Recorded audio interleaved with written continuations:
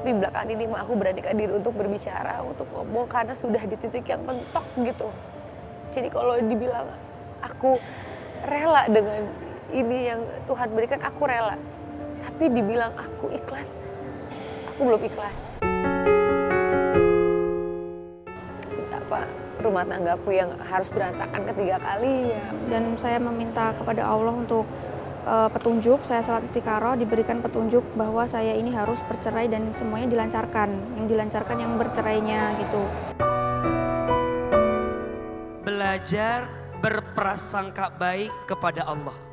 Aku sesuai prasangka hambaku.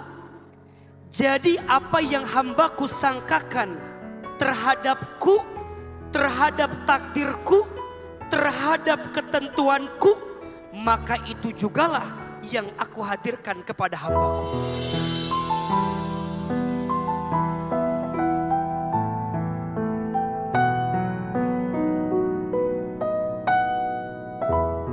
Assalamualaikum warahmatullahi wabarakatuh.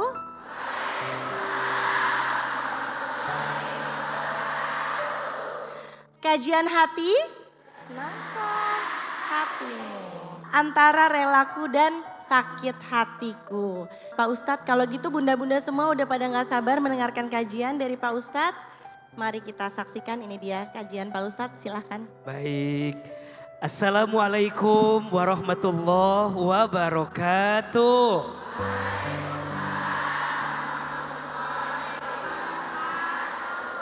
Bunda,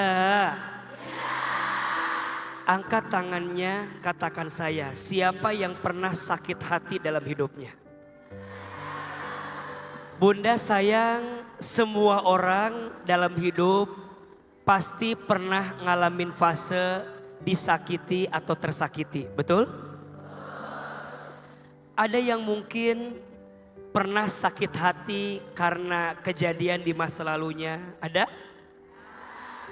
Ada yang mungkin pernah sakit hati karena pasangannya, ada? Mungkin ada yang pernah sakit hati karena temannya, ada? Iya, semua orang pernah ngalamin itu. Pertanyaannya, apa sikap terbaik saat hati kita pernah tersakiti? Jawabannya belajar rela dengan sakit hati itu, betul? Belajar ridho. Jadi bahasa agamanya namanya ridho. Belajar nerima, belajar rela, belajar untuk ikhlas melepas semua yang menyakiti hati kita. Gimana caranya biar kita rela dengan semua yang pernah terjadi dalam hidup kita? Jawabannya adalah belajar berprasangka baik kepada Allah. Betul? Ana inda dhonni abdi bi. Kata Allah dalam hadis qudsinya, aku sesuai prasangka hambaku.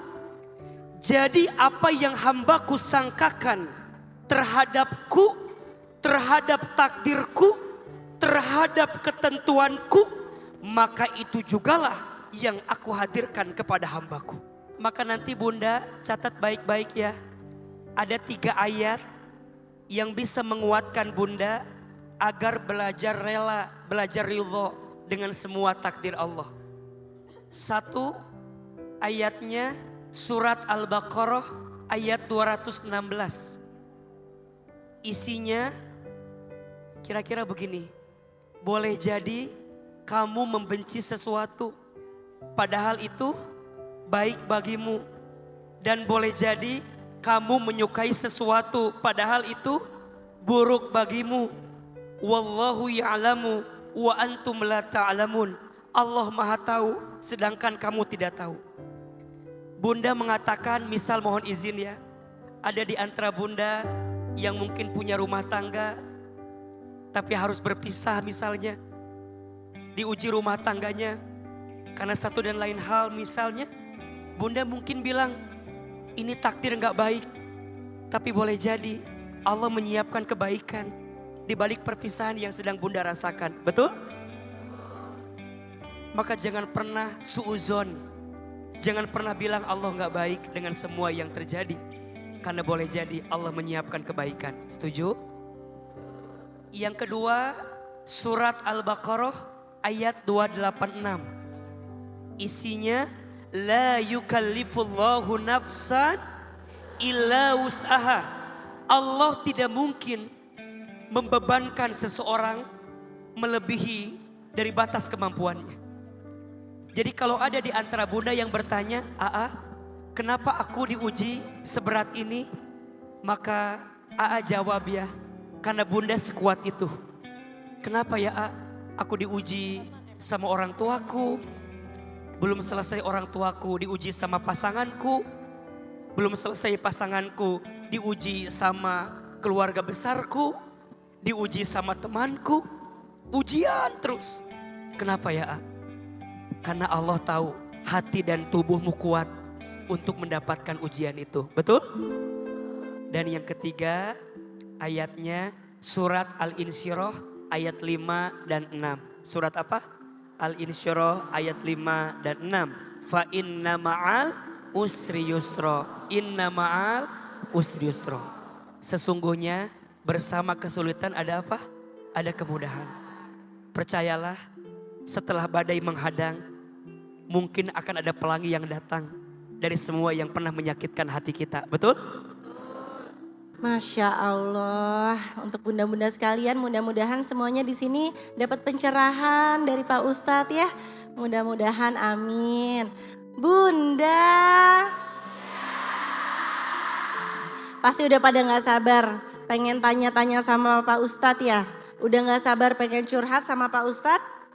Baiklah, kalau gitu sekarang kita langsung masuk sesi tanya jawab ya Pak Ustadz. Siapa Boleh? yang mau curhat, mau Wah, cerita? langsung banyak banget yang Banyak? angkat tangan nih Pak Sebelah Ustadz. mana dulu? Assalamualaikum warahmatullahi wabarakatuh. Waalaikumsalam warahmatullahi wabarakatuh. Saya Rima dari Depok. Saya mau curhat Pak Ustadz. Saya baru September 2024 secara resmi berpisah dengan suami saya. Saya menikah dari 2021. Saya menikah. Memang saya nggak mau pacaran Pak Ustadz. Karena saya pengen Allah itu ridho sama saya. Saya memudahkan segala pernikahan saya. Tapi di perjalanan suami saya nggak pernah pulang Pak Ustadz. Tapi saya selalu berhusnuzon sama Allah.